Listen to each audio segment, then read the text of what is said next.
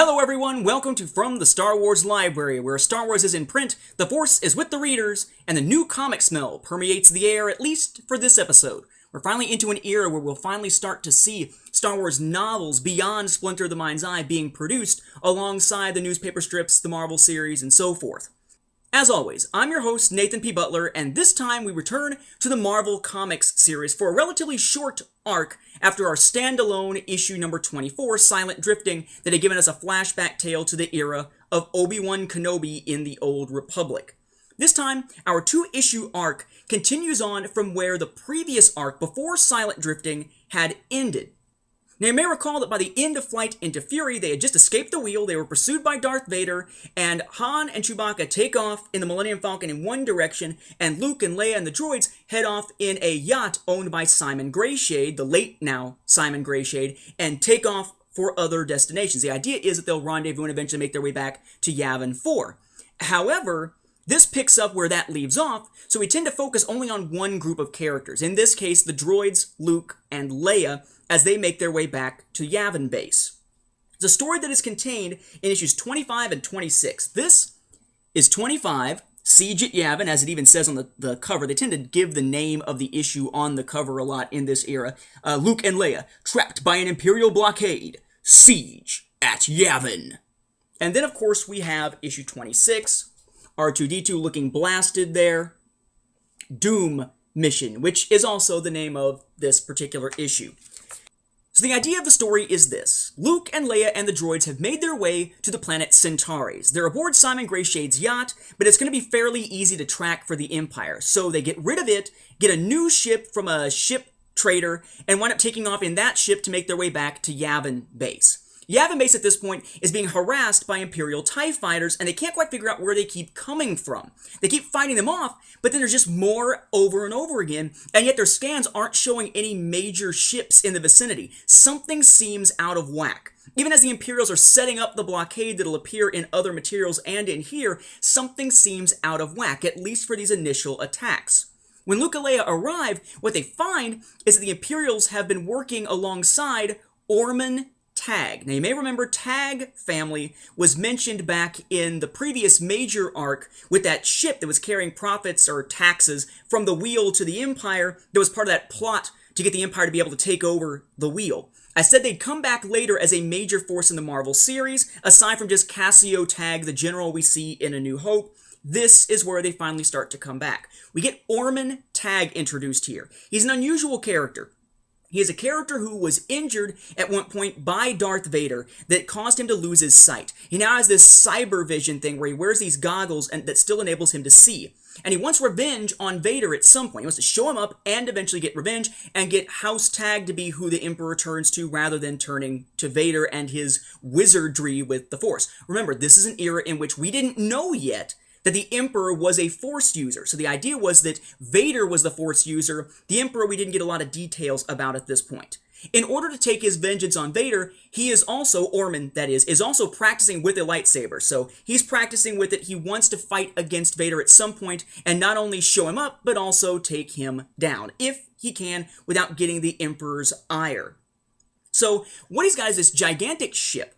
And this ship has been hiding out right at first near Yavin, near the gas giant, but eventually in the gas giant. So how on earth are they inside a gas giant?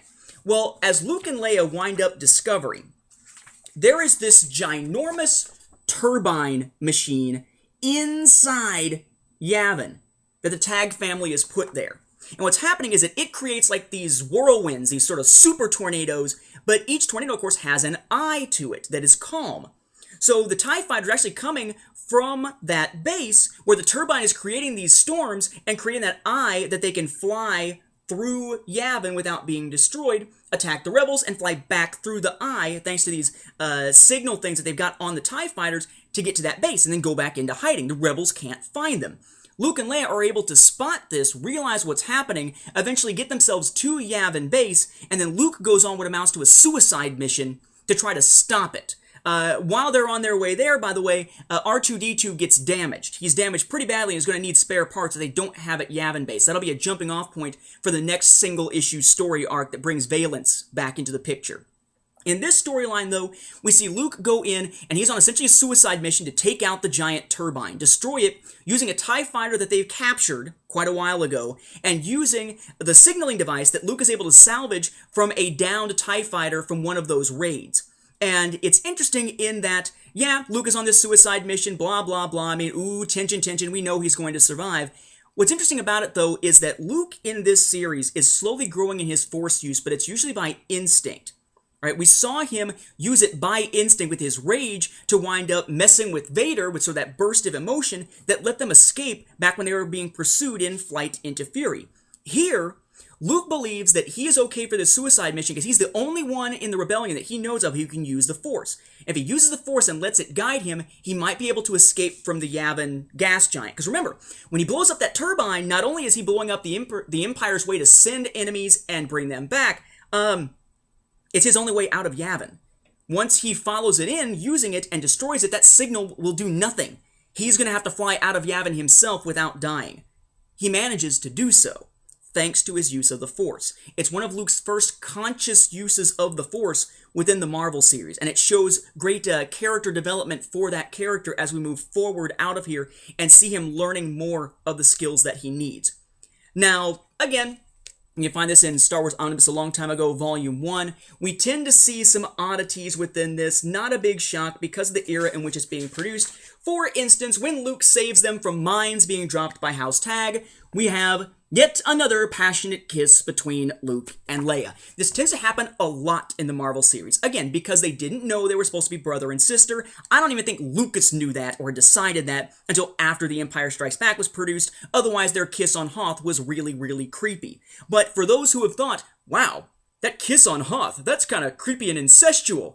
I'm glad that only happened the one time. Yeah, it didn't happen just the one time. It happens a lot, thanks to the Marvel series here. And of course, we have Luke also within this, as she's worrying about Han. You of course have the, well, could she possibly be in love with Han? I don't know. Oh no, what should I do? Love triangle kind of stuff coming from Luke's head, because this series does tend to get inside the characters' heads with thought balloons as opposed to little caption boxes or sticking to dialogue. So, it's an odd story, but it's an interesting push forward in terms of Luke's ability to fight, and it brings this blockade into play around Yavin, and it brings in Orman Tag, and it manages to bring Luke and Leia and the droids, at least, back to Yavin so they continue on with the rest of the Alliance. In that sense, it moves the Marvel storyline progress forward by quite a bit.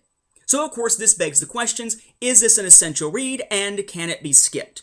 I would actually say that this one probably is an essential read for Marvel readers. It gives us the reason for the next storyline with R2 getting damaged. It brings in Orman Tag. No, it doesn't really matter that much what Orman Tag was doing in the story with the big turbine inside of Yavin. Yeah, whatever.